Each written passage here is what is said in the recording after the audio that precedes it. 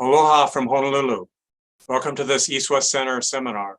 Our topic today is a new look at the crude oil shocks and Korea's bilateral trade. Our speaker is Dr. Jung-Ho Baek.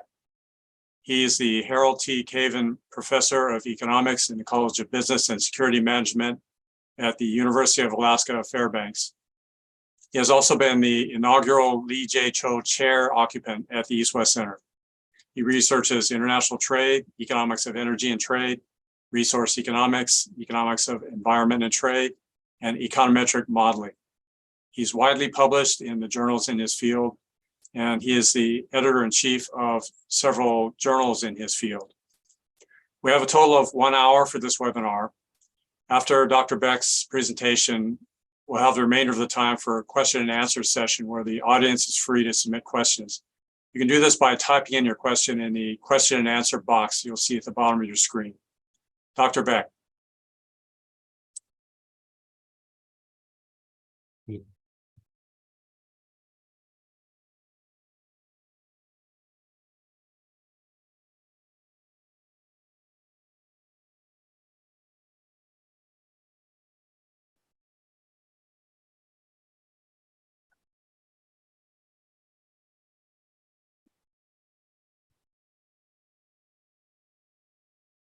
Okay, thank you for a nice introduction, Danny.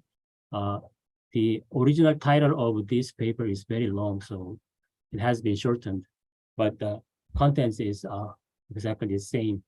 So this is a typical empirical economic paper.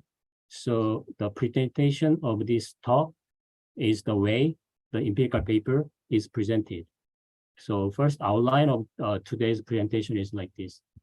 In the introduction, I'm going to highlight the contribution of this paper by reviewing previous studies and the objective of this research. Then I will move on to empirical model, where I will introduce the two econometric techniques used for this analysis. Then I will summarize the major findings of this research and summary and policy implications. So first, previous studies, the impact of oil shocks on countries' trade balance is theoretically very well established in the literature. So a little bit about economics. So for oil importing a country like Korea, higher oil prices are likely to increase production cost because oil is used for import of production usually. Then push down export because of higher export prices, thereby worsening the trade balance. So trade balance is usually defined as the value of export minus value of import, which is called the surplus.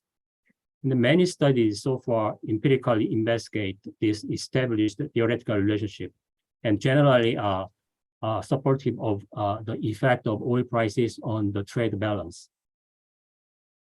However, there are some issues or shortcomings in previous studies. Particularly, previous studies ignore the possibility that oil price changes are mainly determined by or endogenously through oil supply and oil demand shock. In other words, roughly speaking, the price of good usually determined by supply and demand. Just like that, oil prices are determined by supply factors and demand factors. But previous studies usually have ignored this fact. For that reason, the oil shocks usually have a different impact on trade balance from time to time because of this characteristic. But previous studies typically treat oil prices as exogenous to the global economy. In other words, previous studies assume that oil prices are determined outside the model. In other words, unexpected shocks, which is not determined by supply and demand factors. So these studies usually assume that their effect, the oil price impact, usually remain the same regardless of the specific type of shock. However, Killian and other scholars in 2009 and Baek in 2021, here Baek is my study, are the only two exceptions to this trend. So for example, Killian studies show confirm that there are three shocks that affect oil price changes, such as oil price shocks, that is oil supply shocks, and the aggregate demand shocks and oil specific demand shocks. So there are two types of demand shocks. So those shocks tend to drive oil price changes. And this study established that these three types of shocks have a different impact on the trade balance. Therefore, if studies assume exogenous oil price shock in a model, their model could be misspecified, so leading to misspecified or misleading result. However, Killian and my previous studies also have some kind of problems. The first issue is Killian used the so-called aggregate trade data of various countries of oil exporters and various oil importers together in the analysis.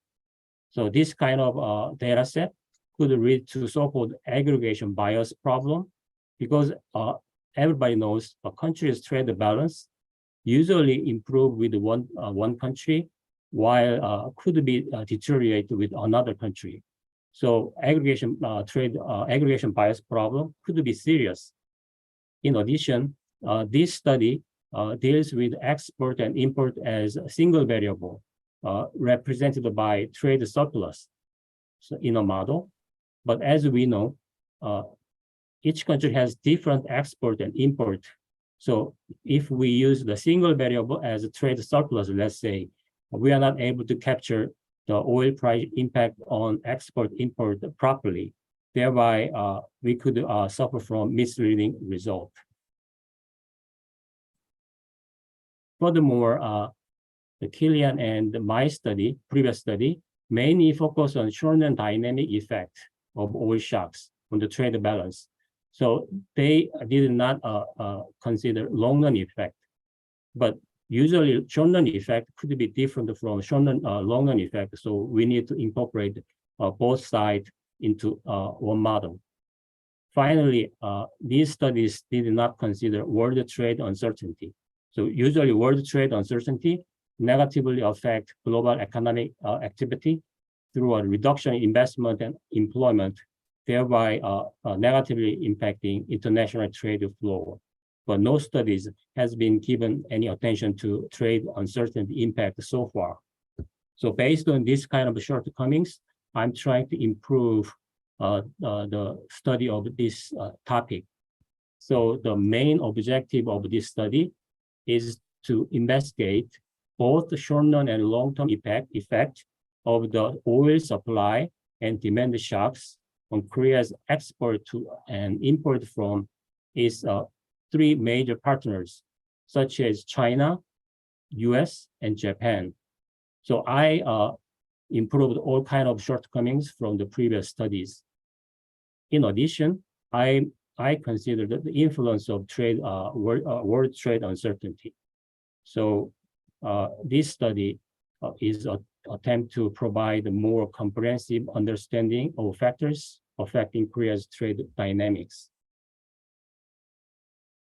So China and US, Japan collectively accounting for almost 40% of Korea's overall trade in 2021. So this trade may remain unchanged over the many years. And then Korea depends entirely on import of oil to meet its energy demand because of no domestic oil reserve. Therefore, investigating to what extent oil price shocks have influenced Korea's trade with its top three partners is of great policy significance. So that's the reason of this study. But so far, only a limited number of studies have explored the connection between oil shocks and Korea's trade flows. So here, as you can see, many backs, so my previous studies. So this research also improved my previous studies by incorporating many other factors. However, these studies have commonly assumed exogenous oil price shocks in their models. So their model may provide misleading result. So in empirical model, so I have used the two empirical techniques. So first, a structural vector autoregression, and the second, autoregressive distributed lag models. So, but this is not a econometric class, so I'm going to briefly explain those techniques in plain English. So first, SVR model is employed to divide oil prices into 3 different shocks, such as oil supply shocks and aggregate demand and oil-specific demand shocks from demand-side shocks. Then, with these 3 shocks, the so-called ALDR model is used to investigate how Korea's export and import respond in the long and short run to these 3 shocks. So far, no studies has used these 2 techniques in combination in analyzing this topic. So for example, briefly, SVR is estimated using so-called vector time series, say XT. So XT consists of 3 variables. ST represent global crude oil production, and YT denotes a measure of global real economic activity in industrial commodity market, and PT means the real price of crude oil. So from these 3 variables, if I apply SVR model, we can derive 3 shocks like this. So as you can see in red circle, USST is shocks to global supply of crude oil, which is known as oil supply shock. And then UYST is shocks to global demand for all industrial commodity driven by global real economic activity. So which is called aggregate demand shocks. In other words, change in global economic situation. And then the final variable, UPST, is shift in precautionary demand for crude oil, mainly driven by uncertainty about future oil supplies. So which is called oil-specific demand shocks. So this shock is only caused by the crude oil market worldwide. So with these 3 supply and demand shocks, then I applied ALDR model in order to estimate how oil supply and demand shocks and then also I included the world trade uncertainty affect Korea's export and import, both in short run and long run. So the model looks like very complicated, but briefly explain the variable. So in the first equation, ET means Korea's export to 3 countries. And then Y star YT minus 1, T minus K means the real income or GDP of China, US, and Japan. And Q here represent the bilateral exchange rate between Korea and 3 partner countries. And then SST is oil structures shock, YS aggregate demand shock, and PS means oil specific demand shocks, and TPU means world trade uncertainty. And then in the second equation, MT means Korea's import. And then Y here without star means the real GDP of Korea. And all other variables are same as in the first equation. And then if I apply ALDR model to estimate this model, we can derive short-run dynamics from the sigma part. And then a long-run relationship will be derived from a gamma and theta part. So last line of each equation. So data. So I used the monthly data for 2000 through 2021. So global oil production was collected from U.S. Energy Information Administration, EIA, and global real economic activity, YT, is tracked by OECD Total Industrial Production Index, because GDP data is only available quarterly basis. So I collected this global industrial production index, which is available monthly, and which was collected from IMF.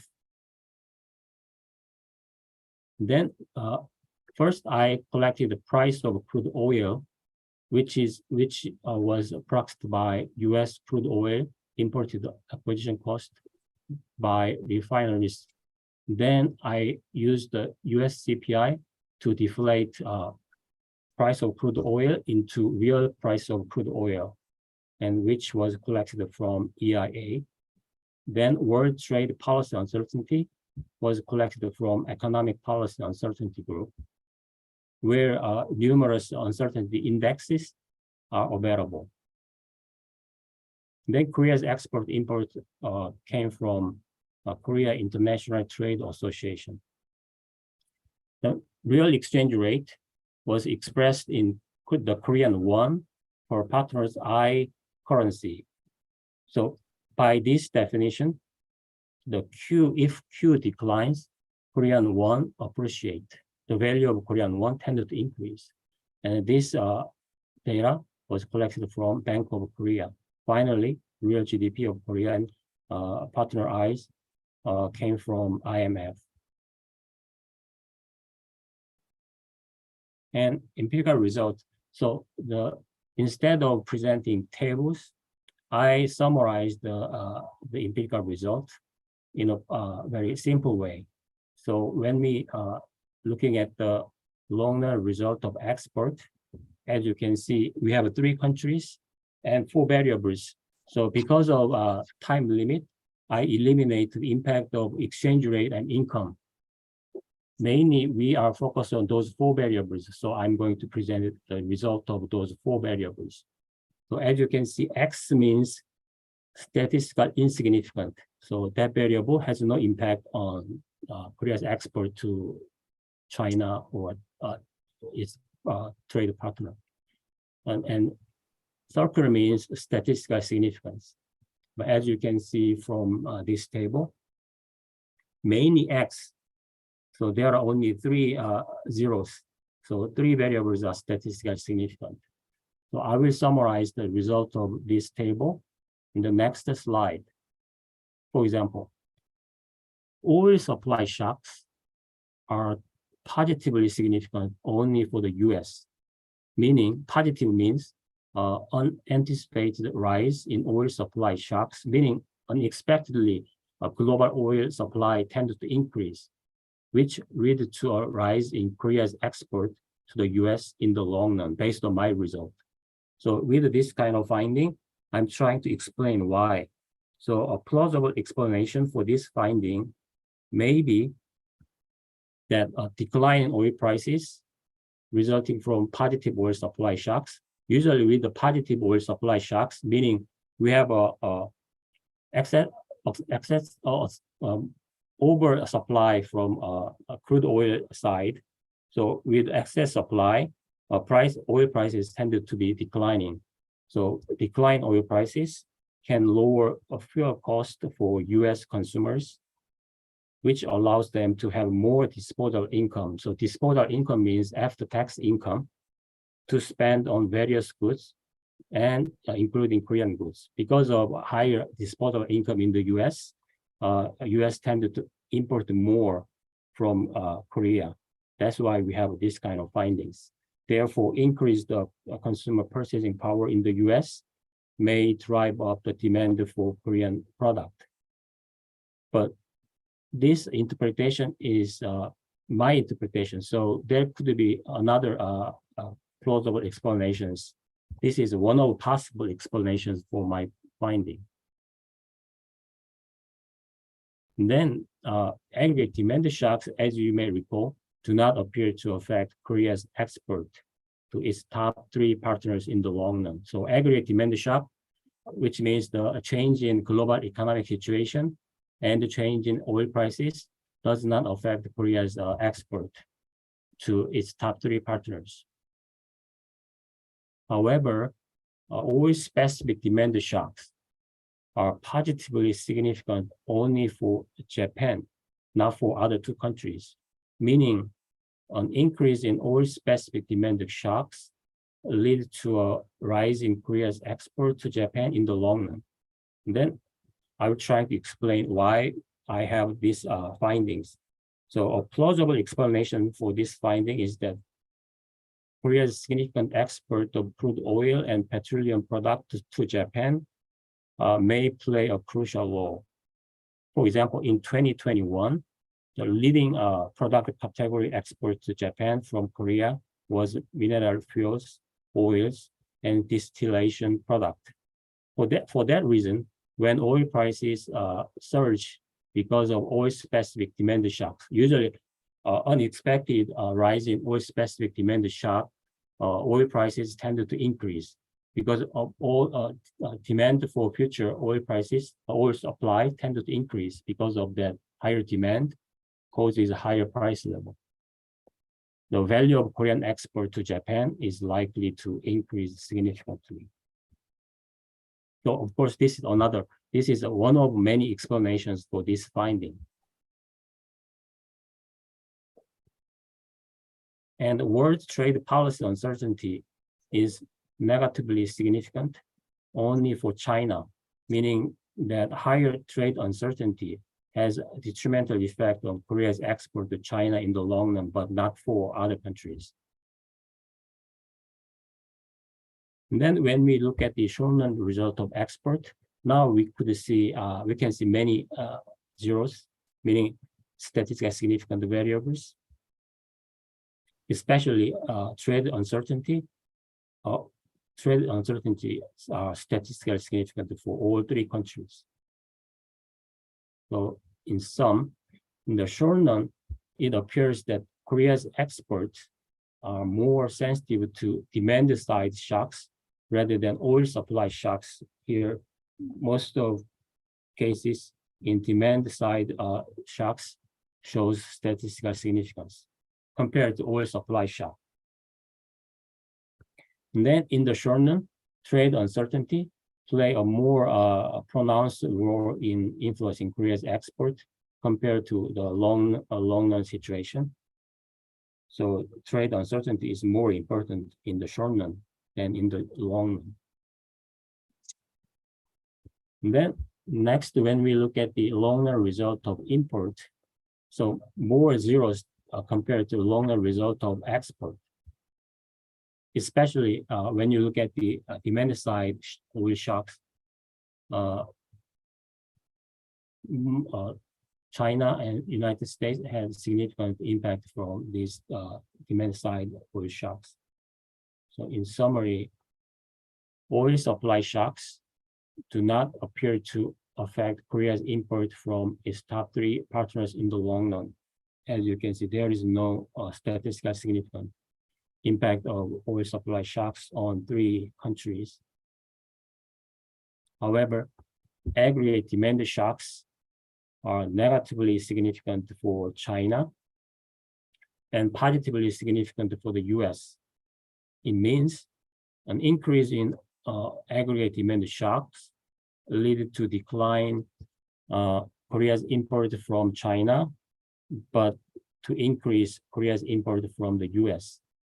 So when I found this result, it is very difficult to justify this finding. But what I came up with is this logic. And again, this is one of many explanations for this finding. So the response of countries' import to rise in aggregate demand shocks theoretically mainly depends on two opposing effects. So first thing is aggregate demand shock means the world is experiencing so-called short-term stimulus, meaning that the world economic situation is improving. For that reason, in terms of oil importing countries, also experiencing short-term stimulus.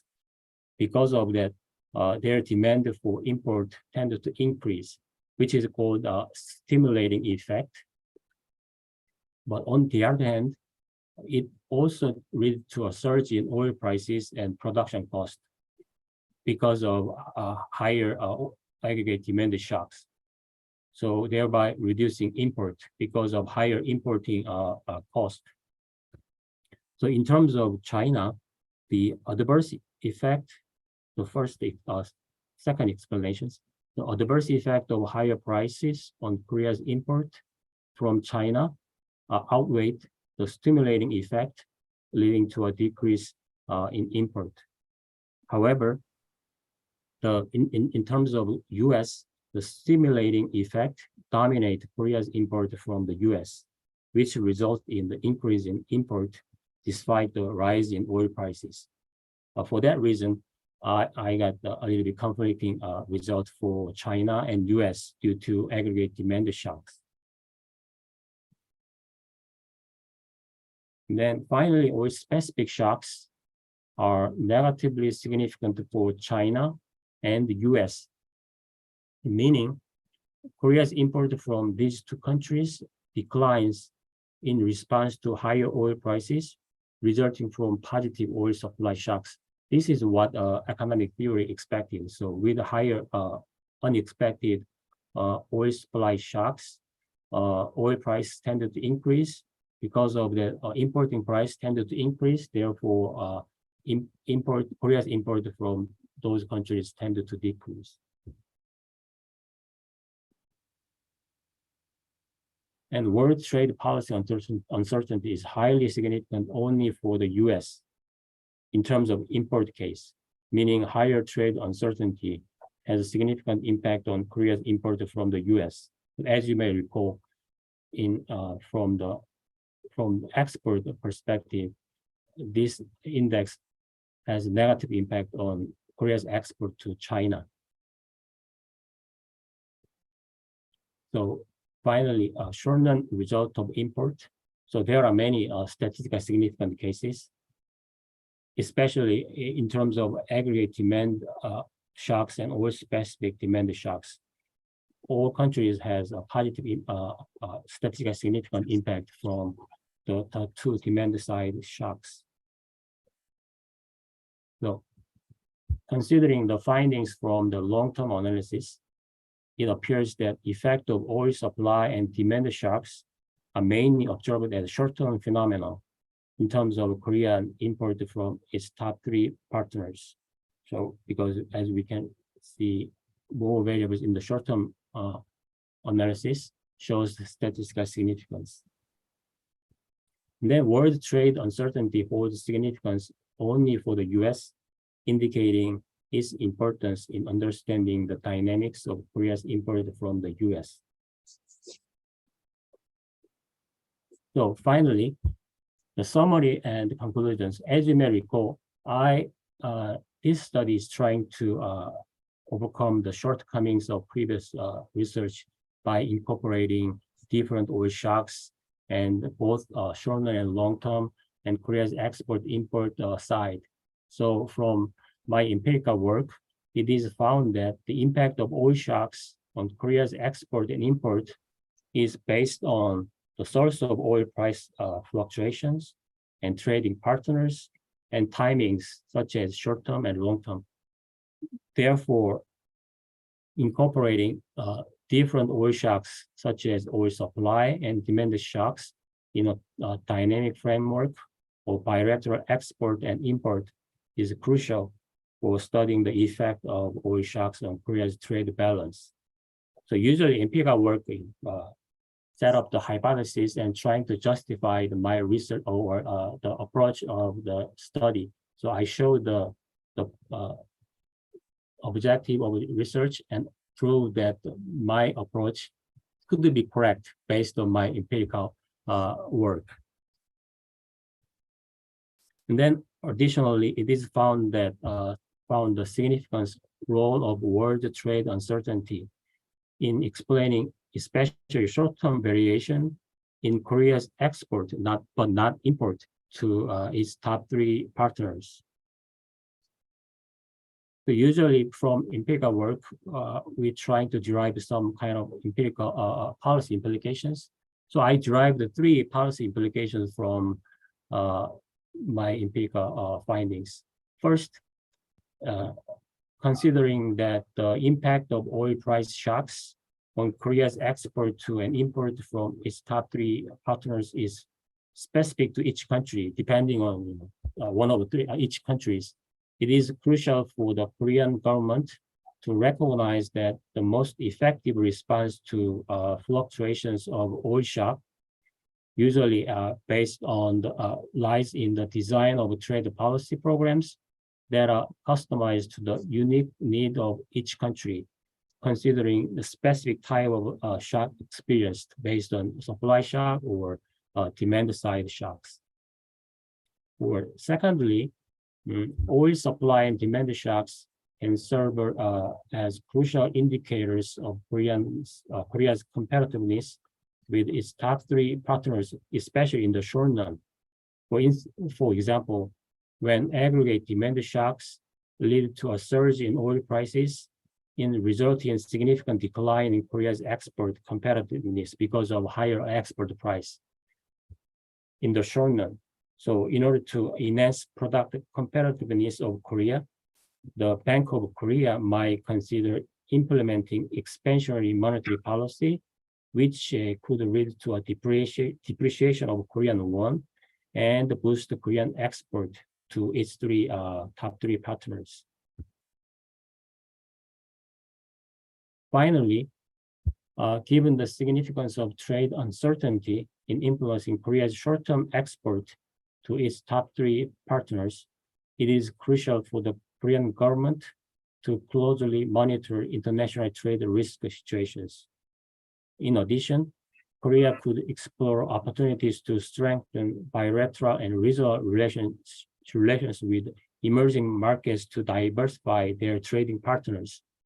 So by doing so, it can effectively mitigate the adverse impact of trade uncertainty experienced with its top three partners. So this is all about my talk today. So thank you for your attention. Thank you, Dr. Beck.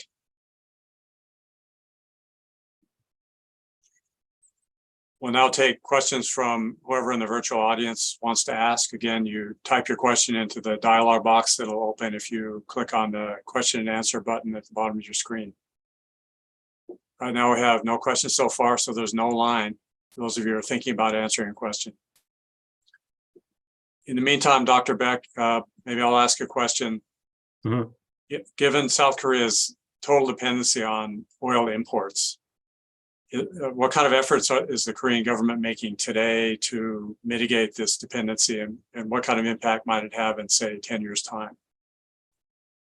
So Korean government, depending on the political power changes, they are trying to improve renewable resource, renewable energy, but Korea too much depends on oil, and developing renewable resource energy sources take a cost. So that's what they are doing, but so far not that successful much. Okay, again, audience, there's no line if you want to ask a question. Dr. Beck, does the fact that the United States has in recent years become a major oil producer, mm-hmm. Does that in some ways improve South Korea's sense of insecurity about relying so heavily on imports? The fact that an ally is a major producer compared to when a few years prior to that, when the United States was also a heavy importer itself. Right. But the Korea too much depends on imports from Middle Eastern oil. So if Korea diversify the source of importing oil, let's say to Alaska, they could better stability of oil import or source of oil importing countries, because these days, because of recently the conflict between Israel and Palestine, because of that conflict, from my research, oil-specific demand shock occurs. So because of the oil, price of oil tended to be increasing, which has a negative impact on Korea's bilateral trade with its three top partners, and of course other countries too. So Korea needs to think about how to stabilize the source of oil importing countries by diversifying depending on the Middle East to other countries, not OPEC countries, particularly. What's the obstacle to doing that? Because the OPEC has the relatively stable supply of oil, and then exporting the oil to other countries, because that's the main export earnings of those countries. But if you take a look at the other countries, let's say Venezuela, they have a very unstable political situation.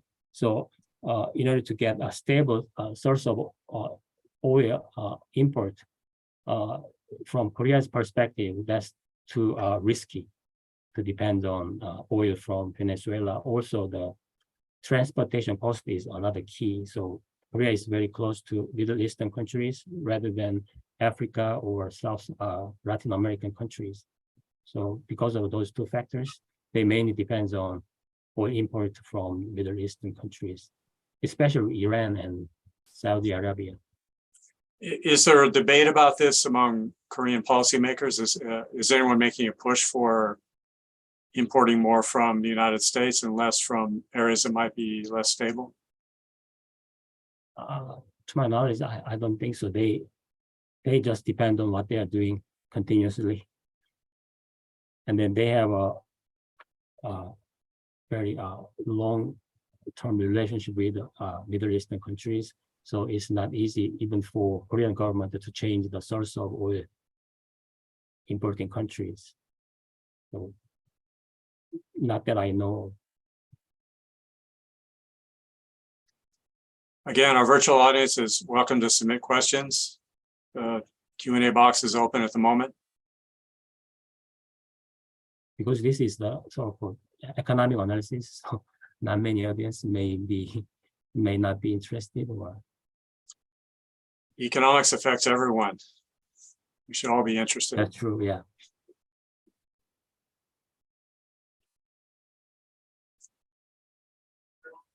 So, not seeing any questions, I'm going to bring our session to a close. Let me remind the audience that this East West Center webinar is one of a continuing series. We'll have another one on October 18th. That's a Wednesday, from 1 p.m. to 2 p.m. Hawaii Standard Time. The speaker will be Jesse Rodenbiker. The topic will be Ecological States, Politics of Science and Nature in Urbanizing China. Until then, ahui ho.